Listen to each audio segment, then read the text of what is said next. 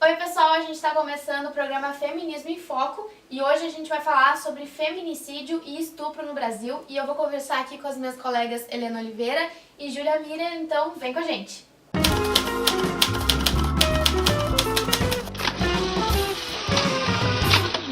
Então a gente vai começar a falar um pouquinho sobre os casos de feminicídio. A gente tem os dados aqui que em 2016 tiveram 4.201 homicídios no Brasil e 812 foram considerados feminicídios. E em 2017 foram 4.473 homicídios e 946 feminicídios. Isso quer dizer que foram um crescimento de 6,5% a mais no ano de 2017 do que em 2016. Isso fora o que não foi registrado como feminicídio e então, essa questão de padronização também é muito importante. A gente vai falar um pouquinho sobre isso. Olá, meninas. Oi. Oi. Essa questão de feminicídio ocorre muito, né? Você estava falando até um pouquinho antes da gente gravar, sobre grupos de feminicídio, homens que são nem sei a palavra certa, né? Feminicidas. Isso. Então, é uma coisa que ocorre muito, assim, de um homem matar uma mulher pelo simples fato de ela ser uma mulher, né?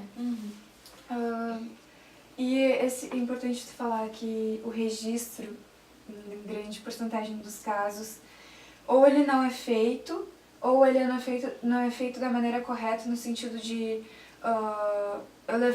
eu tava falando pra vocês que eu levei um boletim, um comentário pra rádio, pra aula de rádio, que era falando sobre uma mulher de 18 anos, mãe de uma criança de 1 ano e 9 meses, em Porto Alegre. Isso aconteceu na semana passada, agora 1º de junho, e essa semana, né?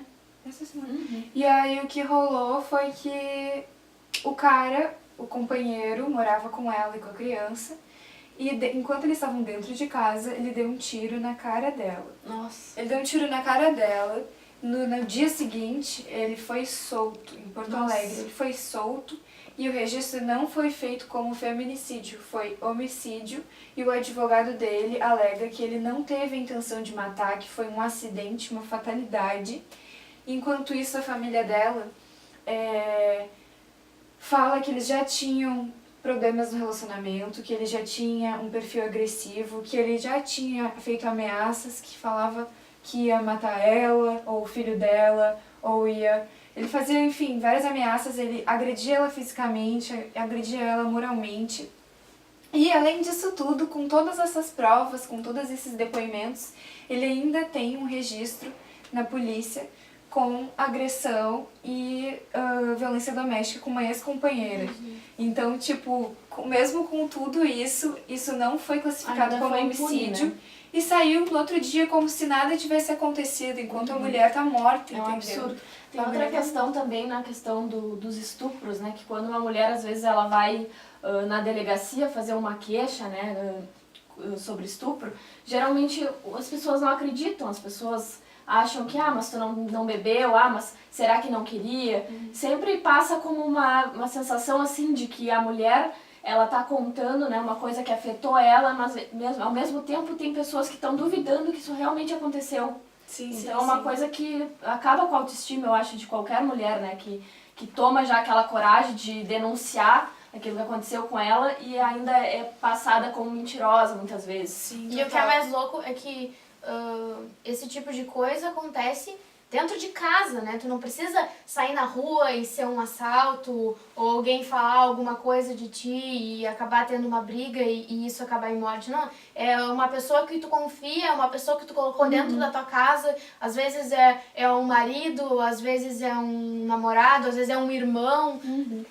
Às vezes quem a gente menos espera é que faz esse tipo de violência, né? Então... Mas, gente, é que isso faz parte de um sistema tão grande que domina todos nós e que isso é um mecanismo, é uma ferramenta de conservação desse sistema. Patologizar a coisa, chamar as mulheres de loucas, de histéricas, quando elas dizem que elas não querem viver tal coisa ou elas têm direito de tal coisa, enfim, quando elas expressam a sua liberdade, a sua autonomia, elas são taxadas de louca como uma ferramenta pra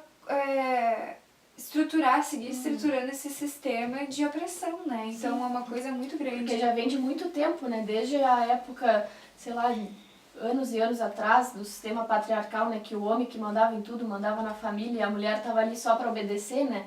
E parece que até hoje ainda ficou uns traços disso, né? Muito que ainda tem a melhorar e progredir nessa questão. E agora a Júlia estava falando sobre casos de estupro e a gente tem aqui os dados que em 2016 ocorreram cerca de 49.275 estupros no Brasil e em 2017, só até outubro, foram 4,3% a mais, ou seja, 49.497 estupros no Brasil. Fora aqueles que não são notificados, fora aqueles que a mulher tem tanto medo de dizer o que acontece com ela que ela nem consegue ir até a polícia, ou se chega lá não acreditam e não registram, né? Dos casos, Que é isso, né? que acontece. O grande perfil de violência doméstica, de violência institucional, policial e de violência de gênero, tipo, física e moral, com certeza, assim, mas, tipo, o perfil mais recorrente é de mulher negra e periférica. Então, são essas pessoas, são as mesmas pessoas que são excluídas de todos os benefícios e direitos básicos e são as pessoas que têm medo da polícia, porque são as pessoas que a polícia quer higienizar, entendeu? Que o sistema quer limpar da sociedade. Então, tipo, elas não recorrem à polícia como um afago, algo que vai te acolher, entendeu? Porque não é de fato, na prática realmente não é de fato. A mulher chega lá e, como tu disse, ela não é bem recebida, Sim. ela é olhada com dúvida, ela é olhada com julgamento, muitas vezes é um homem que vai te receber, muitas vezes não é.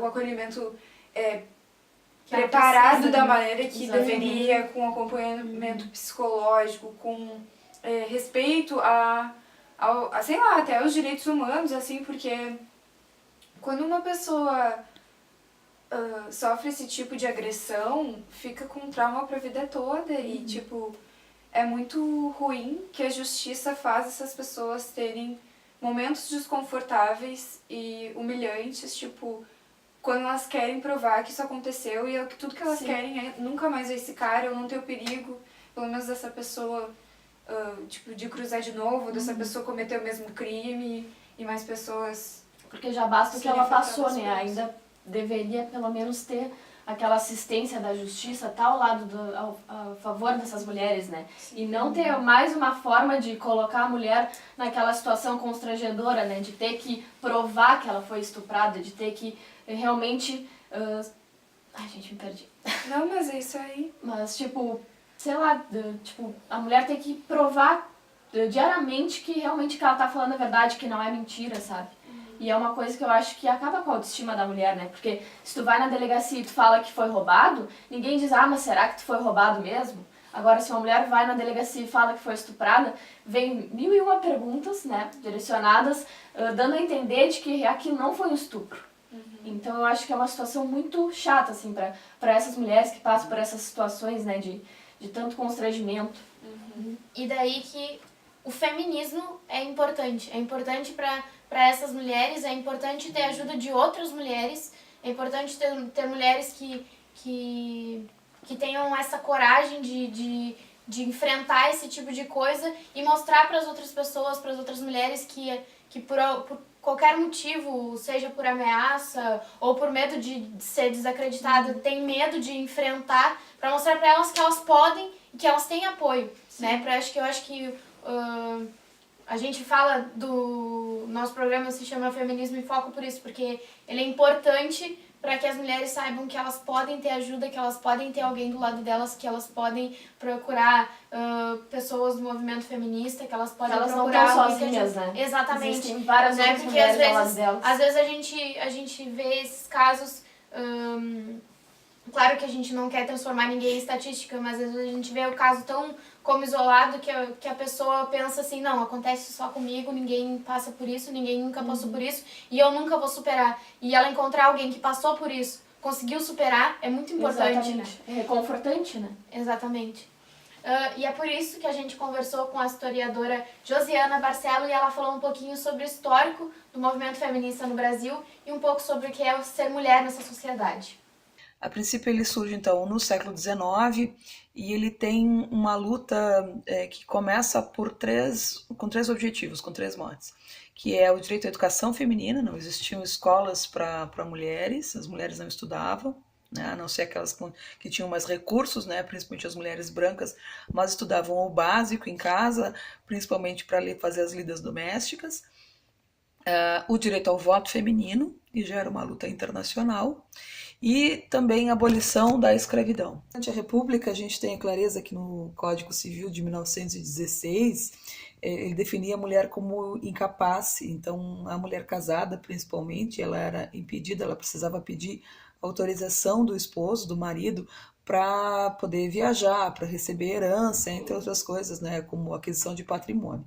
Com o advento das fábricas ainda durante a República, surge a necessidade do trabalho feminino, e é onde aí surgem as reivindicações pelas melhores condições de trabalho das mulheres, né, com a questão da redução da carga horária, com a licença maternidade, entre outras exigências que são feitas. Em 1962, que a tutela dos maridos sobre as esposas acaba oficialmente no Brasil, e quando elas passam, então, nós passamos a ter direitos patrimoniais, direito de viajar sozinha, né, direito de ir e vir na prática.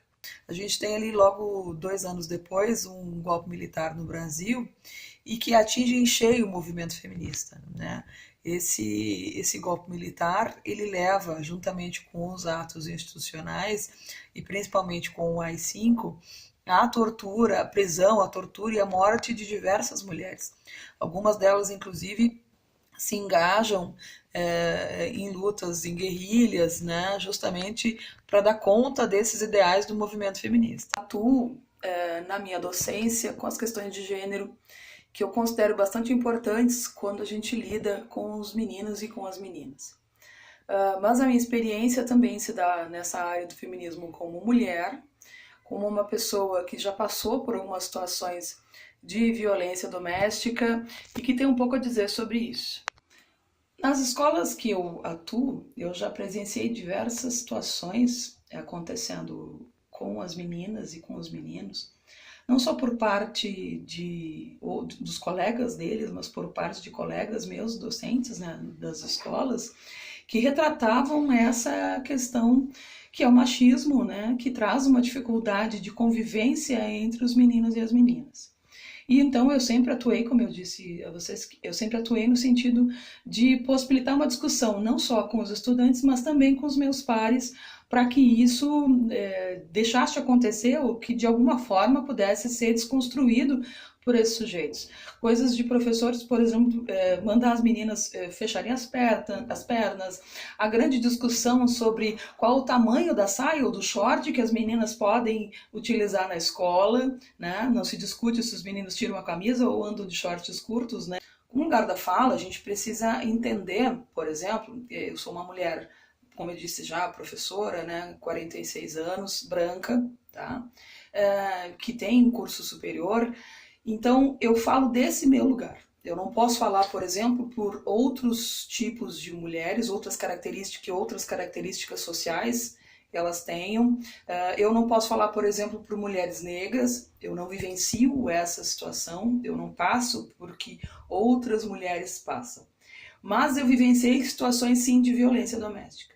Eu, na minha infância, passei não só por violência moral, mas também por violência física dentro da minha família, e passei depois como adulta também por violência moral. A gente passa por diversos momentos em que a gente não enxerga essas coisas, e boa parte das mulheres, como não enxergam isso, acabam se colocando na posição de agressoras e não de vítimas. Apesar, então, de me entender como uma pessoa desconstruída nesse sentido, de enxergar o feminismo como uma alternativa possível para que eu tenha uma vida melhor, nós ainda passamos, nós mulheres de uma forma geral, ainda passamos por várias situações de violência. E um dos elementos importantes dentro do feminismo que me fez enxergar ele de uma melhor forma ainda, é o que a gente chama de sororidade. A sororidade é um elemento importante para a gente enxergar nas outras mulheres não vilãs, não pessoas que estão competindo conosco, seja numa relação amorosa ou numa relação de trabalho, ou numa relação financeira. Essas mulheres também estão aí em situações semelhantes às nossas. Mesmo aquelas mulheres que ainda não enxergam no feminismo alternativa, nós precisamos dizer a elas, não só na teoria, mas nós precisamos dizer a elas na prática, de que nós te apoiamos. E que em algum momento essa mulher vai conseguir enxergar que ela precisa de outras pessoas, principalmente de outras mulheres que passam pela situação que ela passa. Isso foi importante na minha situação. Mas que nós enxergamos que cada um tem a sua história, que cada um tem o seu caminho. E que esse caminho, às vezes, ele é mais turbulento e ele demora um pouco mais para enxergar que o feminismo é a via alternativa, né? A única possibilidade para a nossa situação, né? Nós precisamos nos unir. E a gente falou também com a influenciadora digital Ana de César, que falou um pouquinho sobre o feminismo e como é ser mulher na sociedade. A mulher ainda é vista como um ser inferior. Nós mulheres sofremos muita violência, sofremos feminicídio, estupro, assédio, recebemos menos que os homens, temos medo de sair na rua. É muito difícil ser mulher. Eu acho que ao mesmo tempo que é muito difícil ser mulher, a mulher ela tem dentro de si, a partir do momento que ela começa a viver realmente a sociedade, né, deixa de estar presente naquela bolha da proteção familiar, e às vezes dentro da própria bolha a mulher sofre. Nós somos muito fortes, a gente precisa estar lutando o tempo todo, desde o momento que a gente sai na rua ou dentro da nossa própria casa. Eu acho que nós estamos criando mais oportunidades, nós estamos criando mais locais de fala para que as pessoas se encontrem, se agrupem e se empoderem, mas ainda estamos longe, muito longe de falar que respeitamos as diferenças. É meio triste de pensar isso, mas isso prova o quanto é importante a gente estar lutando de todas as formas que a gente pode, seja na internet, seja no nosso grupo familiar, seja na fila do mercado. A gente não pode ficar calado perante qualquer tipo de injustiça. Bom, pessoal, o vídeo de hoje vai ficando por aqui. Se você gostou, deixa um like, compartilha, se inscreva no canal, nos segue nas outras redes sociais e pode comentar aqui que a gente pode conversar, trocar uma ideia aqui com as meninas, a gente vai conversar um pouquinho mais. Se você quiser dar mais sugestões de vídeos pra gente fazer, os próximos, e a gente vai deixar na descrição os links dos dados que a gente tirou pra falar desse vídeo de hoje e também alguns números de emergência pra você que precisa de ajuda. Muito obrigada, beijos! Tchau, muito obrigada. Tchau! Tchau, beijos!